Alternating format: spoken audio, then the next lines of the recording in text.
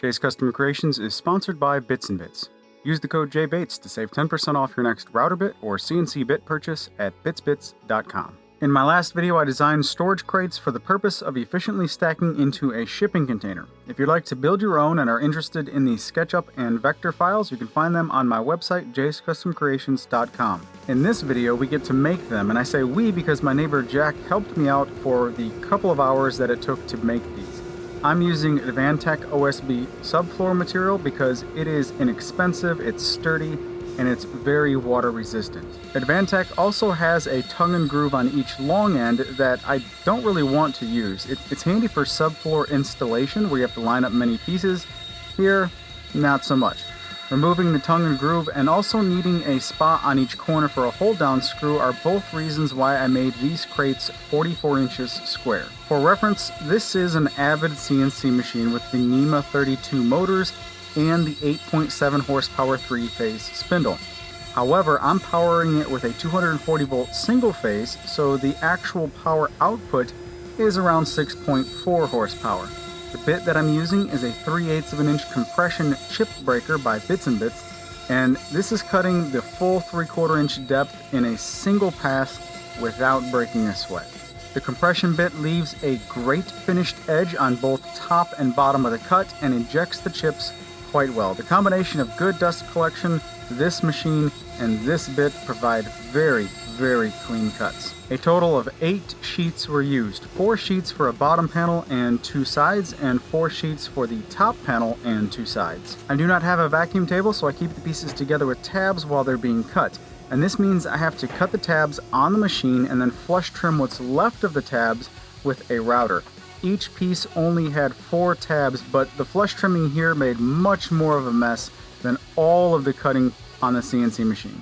Assembly is super easy due to the box joints, and I completely understand that CNC technology isn't for everyone, no problem there, but for anyone who decides to get one, I encourage you to experiment with CNC box joints for flat panel work. It's incredibly satisfying when everything just fits together like big kid Legos. The sides are all identical, but the top and bottom panels have the fingers reversed. Now I designed it this way so that when picking the crate up with a pallet jack, the jack will be completely touching the bottom panel.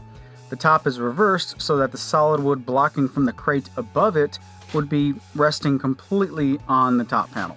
We're making 4 crates total, and each of these is held together with a few brad nails for positioning and then a screw through each one of the fingers, or box joints, into the edge of the adjacent piece. Now because the number of screws and the way each piece is fit together, I didn't really feel that there was a need to use glue. To make the bottom of the crate function as a pallet, we cut 2x4s for the bottom, then glued and nailed 2 pieces together to make one bottom runner. Now the big takeaway from this project is to never underestimate the importance of a good jack. If you have a flat tire on your vehicle, get a jack. If you want to drastically increase productivity in the workshop, get a jack. I held the runners in place while Jack secured them from the inside with a bunch of 3-inch screws. Now you may have noticed that in the SketchUp video, I had these runners in flat orientation when installed. It turns out that the pallet jack I purchased, which is another very helpful jack, has 3-inch tall feet, or legs, or ankles, or cankles, or whatever these things are called on the front of a pallet jack. We'll call them feet. That means that the runners need to be installed vertically to provide 3.5 inches between the bottom of the box and the floor. It took us about 4 hours from material on the trailer to 4 completed crates, and that doesn't take into consideration about 45 minutes or so of SketchUp and V-carve work. Now of course, once completed, we had to stack them and take them for a test drive. These crates are much more expensive than the 55-gallon drums I used the last time I moved the shop, but with the pallet jack and a tractor with pallet forks, I expect this method to be much more efficient with time and storage. And also, when the move is done, I'll have 4 large rodent-proof crates for long-term storage.